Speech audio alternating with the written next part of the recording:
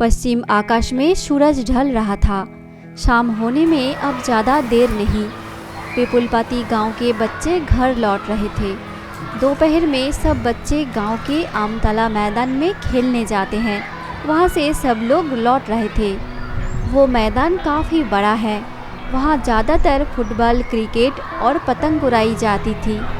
पिपुलपाती गांव के लड़के अक्सर उस मैदान में खेलने जाते थे और गांव की लड़कियां कबड्डी, चो कितकित आदि खेलती थी। लेकिन गांव की एक लड़की अनोखी थी। उसे बचपन से ही लड़कों के साथ खेलना पसंद था। उसका नाम प्रीथा। वह बचपन से काफ़ी बहादुर और बेपरवाह थी। वो लड़कों के साथ क्रिकेट, फुटबॉल खेलने में और पतंग उड़ाने में माहिर थी। लेकिन गांव वालों को लड़कों के साथ इस तरह खेलना बिल्कुल पसंद नहीं था। गांव में लड़के लड़कियां बहुत छोटी उम्र में ही साथ साथ खेलते नजर आते हैं।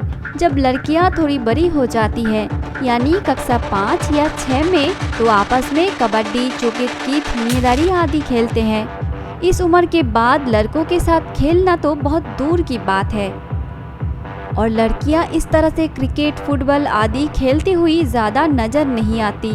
हर रोज़ की तरह आज भी वे मैदान में खेलने जा रहे थे। सड़क किनारे गांव के कुछ पुरुष और महिलाएं खड़े थे। उनमें से एक महिला ने कहा, लगता है अब इस लड़की में जरा सा भी शर्म नहीं है। इतनी बड़ी लड़की कैसे इतने सारे लड़कों के साथ खेलने जा रही है? इसमें घर वालों का पूरा हाथ है, समझ रहे हो? उसके माँ बाप उसे रोक नहीं सकते। एक बार धमकाने से साफ सीधा हो जाएगा ना।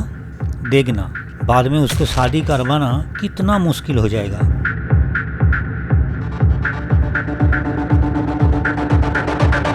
आज वे पड़ोसी गांव मधुसूदनपुर में क्रिकेट मैच खेलने जा रहा था। सामने से मधुसूदनपुर प्राइमरी स्कूल के प्रधान शिक्षक रामकुमार बाबू आ रहे थे। ये सब उनके स्कूल में पढ़ते थे। वो अचानक रुक गए। तुम अजय कुमार की बेटी हो ना? तुम मेरे स्कूल में पढ़ती थी। तुम्हारा नाम क्या था? हाँ, प्रीथा। शरारत करने पर तुम्हें बहुत मार पड़ती थी।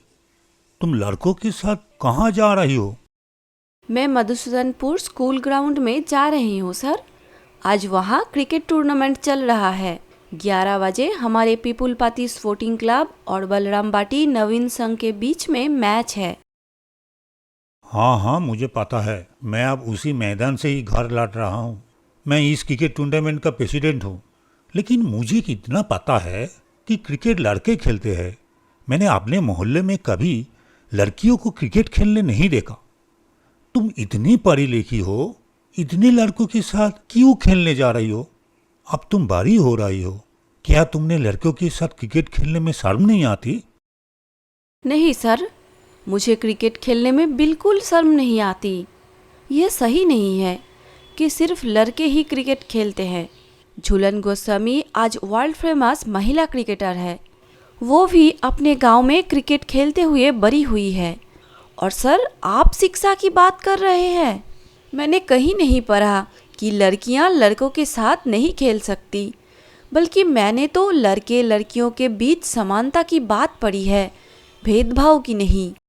अच्छा, बड़ी हो गई हो, बहुत बड़ी हो गई हो। किताब के 2 पन्ने पढ़कर ही खुद को विद्वान समझने लगे हो। तुम्हारी इतनी हिम्मत कि तुम मुझे भी ज्ञान दे रही हो। ठीक है, जो चाहो करो। एक दिन तुम्हें ठीक समझ आ जाएगा कि कितने धन में कितना चावल होता है। और जब मैं तुम्हारे पापा से मिलूंगा तो उन्हें सब कुछ बता दूंगा, ठीक है? फिर रामकुमार बाबू गुस्से में बड़बड़ाते हुए घर की तरफ चले गए और यहाँ प्रीथा और सभी लड़के मधुसूदनपुर स्कूल ग्राउंड की तरफ जाने लगे। प्रीथा के पिता रमेश हरिपुर के इस गोयंका जूट मिल में काम करते हैं। पिपुलपाती गांव से हरिपुर तक की रास्ता 6 किमी है। रमेश अपनी साइकिल से कारखाने तक आते जाते थे। रमेश के घर लौटने तक शाम हो जाती। दिन भर कड़ी मेहनत के बाद रमेश आराम से बिस्तर पर बैठ जाता। स्त्री नमिता उसके लिए चाय बनाकर लाती। लेकिन ज़्यादातर दिन चाय का आनंद शांति से नहीं ले पाता, क्योंकि रमेश की बूढ़ी माँ उर्मिला देवी कमरे में आ जाती और उनके आने का मतलब होता था पृथा के बारे में शिकायत करना। अच्छा रमेश, तुम रामकुमार बाबू से मिले थे? उन्होंने पृथा के बारे में तुम्हें बहुत कुछ कहा, पर तुमने घर में तो कुछ नहीं बताया। कल मैं उस गली में शशि डॉक्टर के पास दवा लेने गई थी और फिर मास्टर जी से मुलाकात हुई। उन्होंने कहा कि आपकी पोती बहुत बेशर्म हो गई है और भी बहुत कुछ भला बुरा सुना दिया। क्या तुम्हारी बेटी ने लाज शर्म सब खो दिया है? ऐसे देवतुल्य व्यक्ति के मुंह पर जवाब दे के आई। इस उम्र में तो हमें किसी बड़े की तरफ देखने की भी हिम्मत नहीं होती थी, और तुम्हारी बेशर्म लड़की को देखो, हमेशा यहाँ वहाँ नाचती फिरती है। क्या तुम अभी भी चुप रहोगे? कुछ नहीं बोलोगे? अरे आपको इतनी चिंता करने की जरूरत नहीं है। जैसे आप कह रही है ऐसा कुछ नहीं हुआ, और पीता ने रामकुमार बाबू से जो कुछ भी कहा उसमें कुछ भी गलत नहीं है। मैंने पिता से उस दिन बात किया था जिस दिन मास्टर जी ने मुझे बताया था। तुम्हारी बेटी ने इतनी बड़ी कांड करके आई और तुम बोल रही हो ज्यादा कुछ नहीं हुआ। मेरा सिर शर्म से झुक गया है। हमारे घर का एक मान सम्मान है। इस गांव में ऐसा कोई नहीं है जो मास्टर जी को नहीं जानते। उन्होंने अपने जीवन में कितने छात्रों को तैयार किया है। क्या इतना महान व्यक्ति झूठ बोल रहे हैं? अरे मैंने कभी नहीं कहा कि रामकुमार बाबू झूठ बोल रहे हैं। मैं भी उनका बहुत सम्मान करता हूँ, और मैं ये जानता हूँ कि पृथा बचपन से ही चंचल और स्पष्ट भाषी रही है, पर कभी वो झूठ नहीं बोलती। लड़की होने की मतलब ये नहीं कि वो बाहर नहीं जाएगी, लड़कों से बातचीत नहीं करेगी। ये ठीक नहीं है, ये सब बिल्कुल ठीक नहीं है। पृथा ने मास्टर जी को यही बात समझना चाहती थी और कुछ नहीं। खासकर गांव के लोग अक्सर यही बात समझना नहीं चाहते। अब देख रही हूँ लड़की तुम्हारे लिए बिगड़ गई है। हर रोज की तरह शाम होने से पहले पृथा गांव के बाकी लड़कों के साथ घर लौट रही थी। लड़कों में से रीक और सौरभ थोड़ा पीछे रह गया था। अचानक रीक पीछे की तरफ चिल्लाते हुए कहा, सब लोग जल्दी आ, चंदनपुर के ऑल स्टार क्लब का एक लड़का सौरभ को मार रहा है। तुरंत सभी पीछे की तरफ दौड़ने लगे, सबसे आगे पृथा।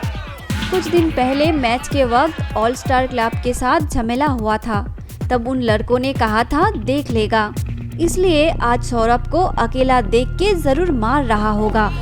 एक सांड के जैसा लड़का सौरभ का नाम मुंह जोर से पकड़ के रखा था। तभी पृथा पीछे से आई और लड़के को जोर से लात मार दी। सौरभ जमीन पर गिर पड़ा। पृथा ने पूछा, लगा तो नहीं? नहीं। पृथा की लात से वो लड़का दूर जाके गिरा था। अब उठकर बदला लेने के लिए पृथा की ओर बढ़ रहा था। कराटे में प्रशिक्षित पृथा ने उस लड़के के मुक्के को बड़ी आसानी से चकमा दे दिया। उसके बाद यह देखकर ऑल स्टार क्लब के बाकी 2 लड़के भाग गए और पीटा हुआ लड़का जमीन में पड़ा था। उसमें उठने का क्षमता भी नहीं था। फिर पृथा और बाकी लड़के घर चले गए। अगले दिन ऑल स्टार क्लब के पिटे हुए लड़के के माता पिता ढूंढते हुए पिपुलपति गांव में आए। रास्ते में उन्हें रमेश की मां उर्मिला देवी मिली। वह पृथा की शिकायत किया। उर्मिला देवी उनको अपने साथ घर के अंदर ले आई। रमेश को पृथा की कोई दोस्त दिखाई ही नहीं देती। अब मजा आएगा, वो मन ही मन यही सोचने लगी। आपकी बेटी कैसी है भाई साहब? मेरे बेटे को इतनी बुरी तरह से पीटा कि वो उठ नहीं पा रहा था। उसे कार से खाड़ ले जाना पड़ा। उसके चेहरे पर 4 स्टिच हुआ है। रात भर वो सो नहीं सका, दर्द में तड़प रहा था। लड़की होकर एक लड़की को कैसे मार सकती है? छोटी बच्ची तो नहीं है। इस उम्र के लड़कियां तो घर का काम काज सीखती है। वे मैदान में खेलने नहीं जाती। क्या अपनी बेटी को अच्छी शिक्षा नहीं दे सकते? हमें बहुत दुख है कि आपका बेटा पीड़ित है, लेकिन हम अपनी बेटी को अच्छा शिक्षा देते हैं। इसलिए तो आपके बेटे को 2-4 थप्पड़ मारकर और एक लड़के को बचा लिया है। मैंने सुना है कि आपके बेटे ने हमारे गांव के सौरभ नामक एक लड़के को अकेला पाके उसको इस तरह से पकड़ लिया था कि वो लगभग मरने वाला था। हमने अपनी बेटी को मुसीबत में किसी को मदद करना सिखाया, उसने वो ही किया। हमें उस पर बहुत गर्व है। और लड़की है तो सिर्फ घर का कामकाज करेगी, ये सोच बहुत पुराना है। ये बात बहुत पहले गलत साबित हो चुका है। कृपया मेरी बेटी को आशीर्वाद कीजिए ताकि वो और अधिक निडर और मजबूत बने। और अपने बेटे को थोड़ा अच्छा खाना खिलाइए। क्या एक छोटी लड़की से 2-4 थप्पड़ खा के इस तरह से घर में पड़े रहने से कैसे चलेगा?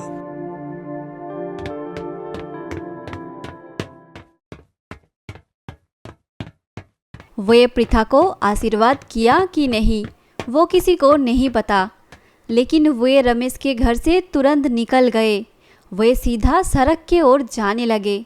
और यहाँ उर्मिला देवी ने जो सोचा था बिल्कुल उल्टा हुआ। उन्हें लगा था कि रमेश को अपमानित होना पड़ेगा और शायद इस बार वो पृथा को सजा देगा। लेकिन वे यहाँ से अपमानित होकर घर से चले गए और ऊपर की कमरे से पृथा सब कुछ उपभोग कर रही थी। तो दोस्तों, आप सबको ये कहानी कैसी लगी वो कमेंट में लिखकर ज़रूर बताइए। और अगर अच्छी लगी तो ज़रूर लाइक और शेयर करें। और ऐसी कहानियाँ आगे और देखने के लिए हमारे चैनल डिंग डोंग हिंदी कहानी को अभी सब्सक्राइब करके रखिए। और हमारी कहानियाँ सबसे पहले देखने के लिए पास में बेल आइकॉन को ज़रूर दबा के रखिए। धन्यवाद।